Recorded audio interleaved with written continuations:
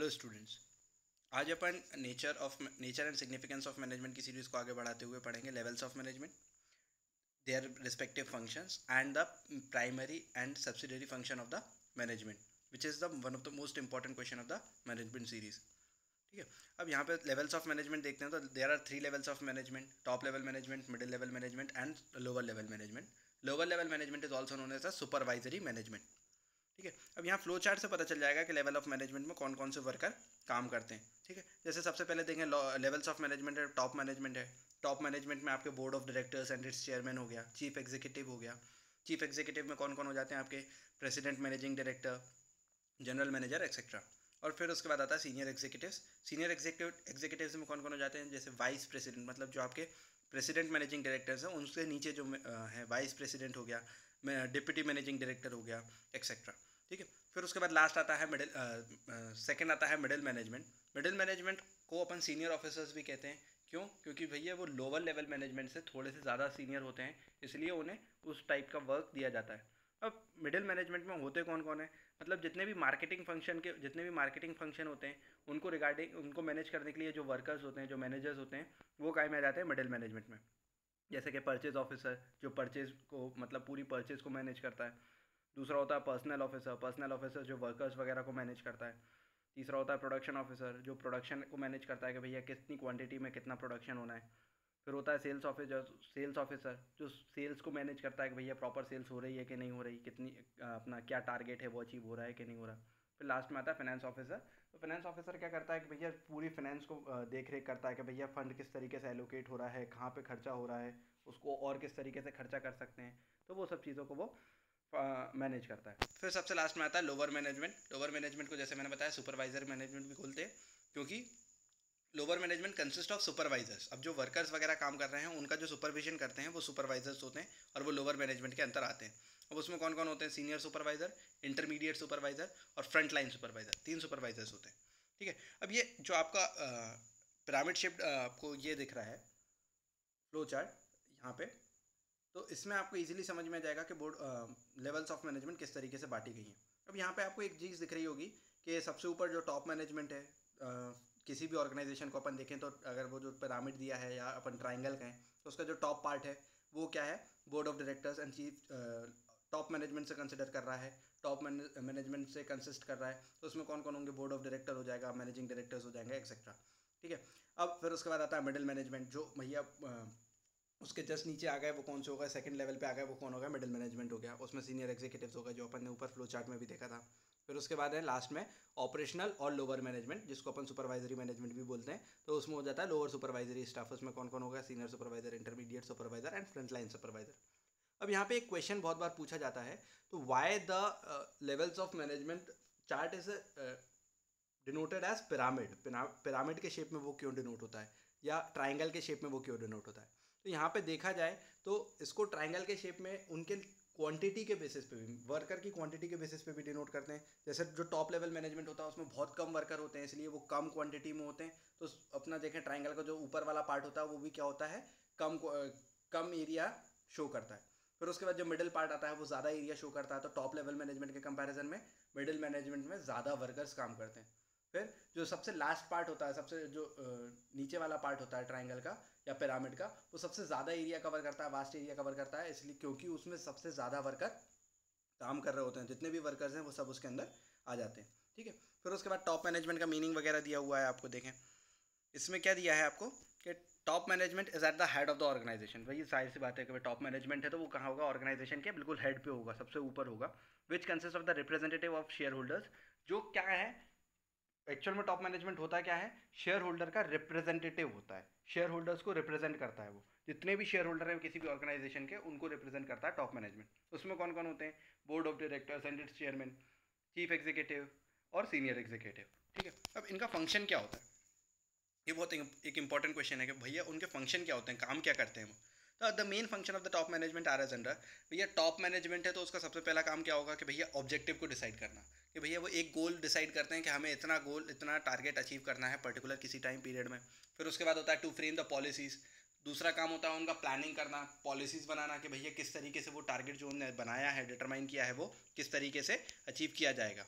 उसमें different policies होती हैं आपकी, प्रोडक्शन पॉलिसी होती है, मार्केटिंग पॉलिसी होती है, पर्सनल पॉलिसी होती है, फाइनेंशियल पॉलिसी होती है। अब भैया हर पॉलिसी से ही क्लियर है कि भैया वो किस टाइप की पॉलिसी होगी। प्रोडक्शन पॉलिसी प्रोडक्शन के रिगार्डिंग होगी, मार्केटिंग पॉलिसी प्रोडक्ट के मार्केटिंग के रिगार्डिंग होगी, personal policy related to the workers worker के रिगार्डिंग होगी, रिक्रूटमेंट प्लेसमेंट ट्रेनिंग की उसके रिगार्डिंग। फिर financial policy related to funds होगी, भैया किस तरीके से फंड आएगा और किस तरीके से उसको खर्चा किया जाएगा। और फिर उनका थर्ड फंक्शन आता है टू असेंबल द रिसोर्सेज। अब उनने भैया रिसोर्सेज तो अरेंज कर लिए और उनको जब तक कि कोई भी रिसोर्स प्रॉपर असेंबल नहीं होगा तब तक वो यूज़ में नहीं आ पाएगा। तो उनका काम होता है कि भैया रिसोर्सेज को प्रॉपर असेंबल करें, एक सिस्टमेटिक वे में अरेंज करें जिससे क्या हो सके पूरे टारगेट्स जो उन्होंने बनाए हैं वो अचीव किए जा सकें। फिर उसके बाद होता है to set up the organisational framework. एक ऑर्गेनाइजेशन का फ्रेमवर्क बनाते हैं कि भैया किस तरीके से ऑर्गेनाइजेशन काम करेगा। फिर उसके बाद लास्ट फंक्शन होता है to control the organisation. Organisation में जितने भी वर्कर्स हैं, जितने भी रिसोर्सेज हैं, सबको प्रॉपर कंट्रोल करें। यदि उनका कंट्रोल प्रॉपर होगा तो मैनेजमेंट प्रॉपर हो पाएगा। फिर उसके बाद आता है मिडिल मैनेजमेंट। मिडिल मैनेजमेंट जैसे कि अपन ने ऊपर भी देखा था कि मिडिल मैनेजमेंट क्या होता है कि जो मार्केटिंग किसी भी प्रोडक्ट के मार्केटिंग के रिगार्डिंग जितने भी अलग अलग काम होते हैं उनके मैनेजर्स को अपन मिडिल मैनेजमेंट भी कहते हैं, ठीक है। और ये लोअर मैनेजमेंट से थोड़ा ऊपर वाले लेवल के मैनेजर्स होते हैं। अब middle management is mainly concern with the task of the executing the policies and plans choked out by the top management. अब मिडिल मैनेजमेंट करता क्या है, मिडिल मैनेजमेंट का एक्चुअल में काम क्या होता है। उनका काम क्या होता है कि भैया जो टॉप लेवल मैनेजमेंट ने प्लान्स बनाए हैं वो काम करवाते हैं किसके किसके थ्रू, लोअर लेवल मैनेजमेंट के थ्रू, ठीक है। जो भी उनने प्लान बनाया मिडिल टॉप मैनेजमेंट ने वो तो प्लान बना देता है, पॉलिसी बना देता है, उस पर कुछ काम नहीं करता। वो काम करवाता कौन है, मिडिल मैनेजमेंट करवाता है अपने लोअर मैनेजमेंट से, ठीक है। अब उनका फंक्शन क्या होता है मिडिल मैनेजमेंट के, to explain and interpret the policy decision taken by the top management. कि भैया टॉप मैनेजमेंट ने कौन कौन सी पॉलिसी बनाई है उसको पहले तो वो खुद समझते हैं, फिर उसके बाद अपने लोअर लेवल मैनेजमेंट को समझाते हैं। फिर उसके बाद to issue orders and detail instruction to the supervisory management. दूसरा काम क्या होता है उनका कि सुपरवाइजरी मैनेजमेंट मतलब जो लोअर मैनेजमेंट है उनको इंस्ट्रक्शंस वगैरह वो प्रोवाइड करते हैं।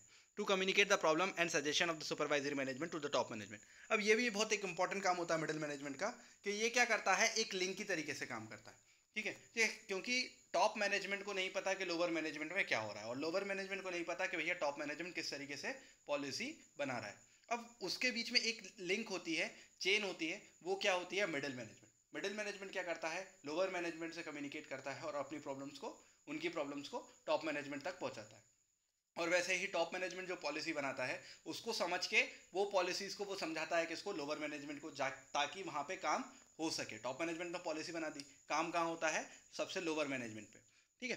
फिर उसके बाद होता है डिपार्टमेंटल डिसीजंस लेना, to guide and inspire the lower level management for efficient performance. Guide करना, इंस्पायर करना कि भैया नहीं आप अच्छा काम कर सकते हो, इस तरीके से। To develop the leaders for future by training and experience, ठीक है। अब ट्रेन करके जो अपने मिडिल मैनेजमेंट होता है वो क्या करता है, लोअर मैनेजमेंट को प्रॉपर ट्रेनिंग देता रहता है, उनको एक्सपीरियंस होता है काम से, फिर उनको ट्रेनिंग भी देता रहता है ताकि वो एक लीडर की तरीके से काम करें और फ्यूचर में वो उनके लिए बेनिफिशियल साबित हो, ठीक है। फिर उसके बाद आता है लोअर मैनेजमेंट। अब लोअर मैनेजमेंट क्या हो गया आपका, सुपरवाइजरी मैनेजमेंट और we can say the operative management. भैया जितना भी काम होता है वो लोअर मैनेजमेंट के थ्रू होता है। टॉप मैनेजमेंट और मिडिल मैनेजमेंट तो खाली एक डायरेक्शंस देते हैं किसको, लोअर मैनेजमेंट को, ठीक है। अब it is mention with the concern with the supervision and direction of the operative employ. अब जो एम्प्लॉय काम कर रहे हैं उनका सुपरविजन प्रॉपर होता है कि नहीं हो रहा। अब सुपरविजन मतलब क्या होता है, देख रेख करना, काम प्रॉपर हो रहा है कि नहीं हो रहा, सही तरीके से काम, मतलब उनको जो काम दिया गया है वो सही समय पे कर रहे हैं कि नहीं कर रहे, सही तरीके से कर रहे हैं कि नहीं कर रहे, वो सब काम कौन करता है, एक सुपरवाइजर करता है। और सुपरवाइजर कौन से मैनेजमेंट में आता है, आपका लोअर मैनेजमेंट में आता है।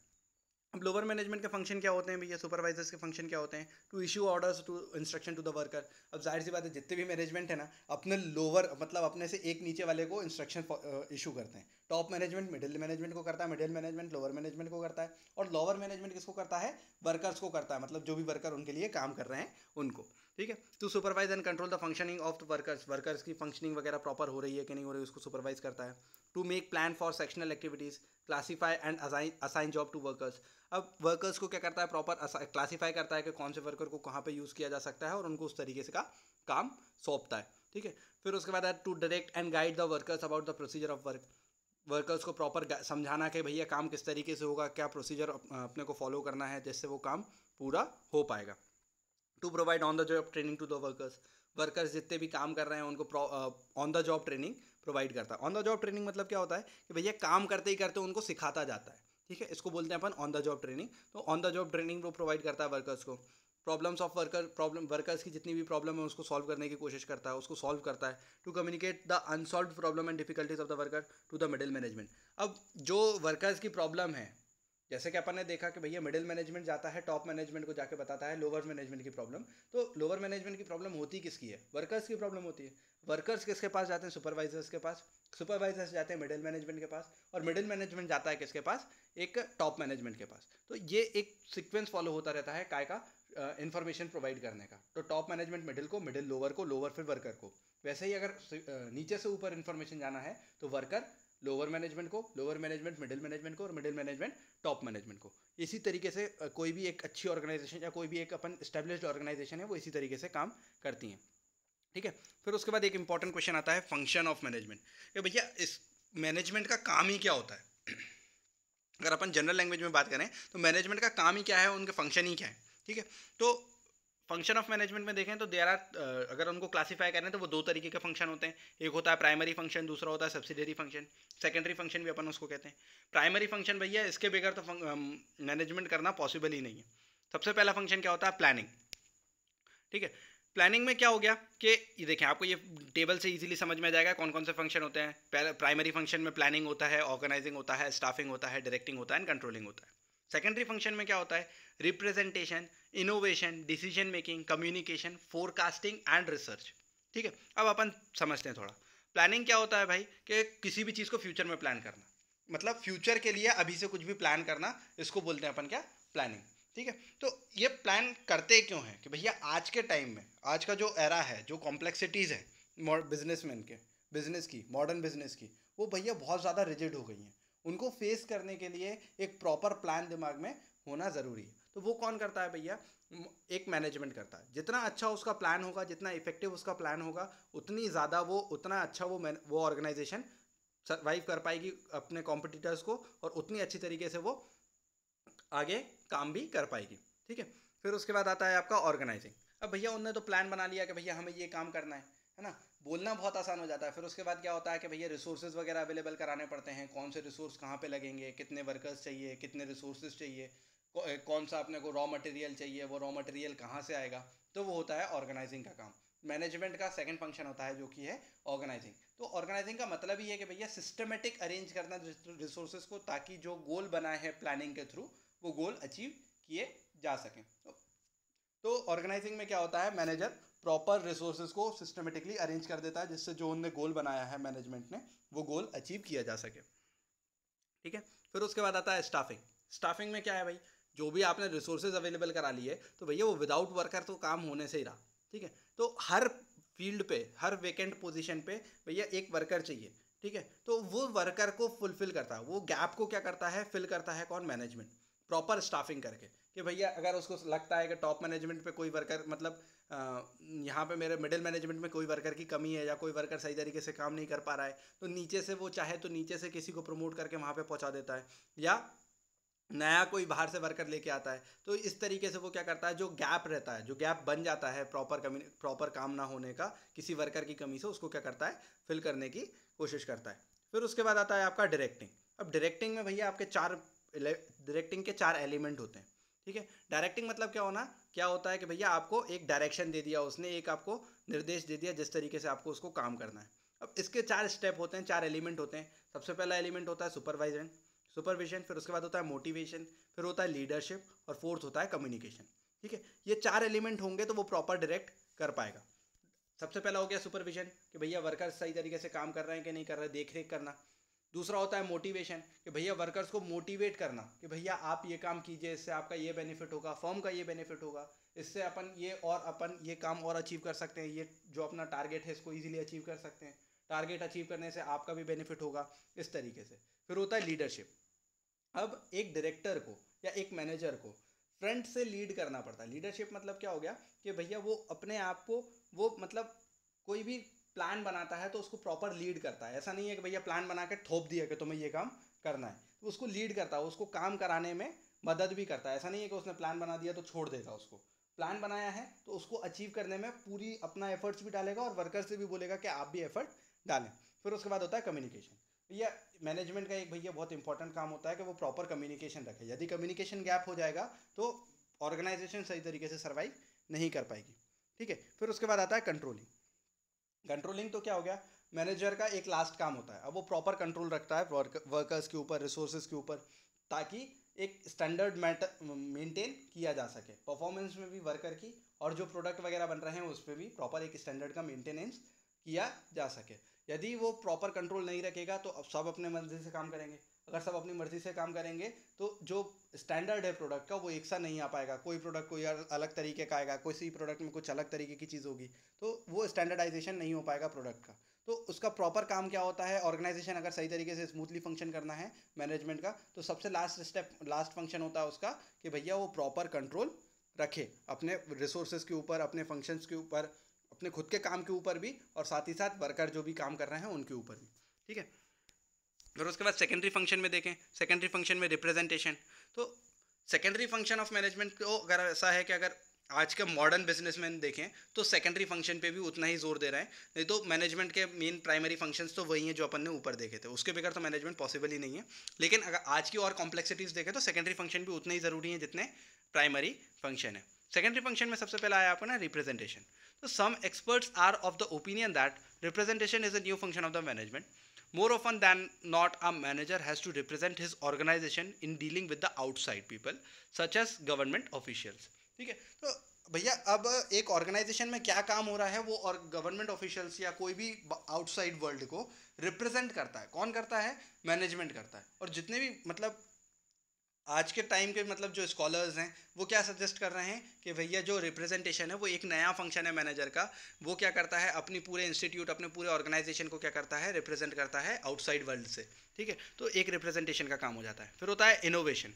इनोवेशन मतलब अपने नए नए आइडियाज़ को सोचना, नए आइडियाज़ को सोचते रहे। यदि वो पुराने तरीके से ही काम करता रहेगा तो एक समय के बाद उसका आइडिया पुराना हो जाएगा और लोग उस चीज़ को, उस प्रोडक्ट को, उस ऑर्गेनाइजेशन के प्रोडक्ट को खरीदना बंद कर देंगे। लेकिन क्या करेगा वो, उसको नए नए आइडिया लेके आने पड़ेंगे, इनोवेट करना पड़ेगा अपने आप में, ताकि क्या करे कि जो मतलब जो प्रोडक्ट है, जो मतलब कस्टमर्स हैं, वो क्या करें, प्रोडक्ट से भटके ना, वो कोई दूसरे प्रोडक्ट को ढूंढने ना जाए। उनको एक मतलब उसी कंपनी के प्रोडक्ट या उसी ऑर्गेनाइजेशन के प्रोडक्ट में क्या हो सके, उनको सेटिस्फेक्शन मिलता रहे।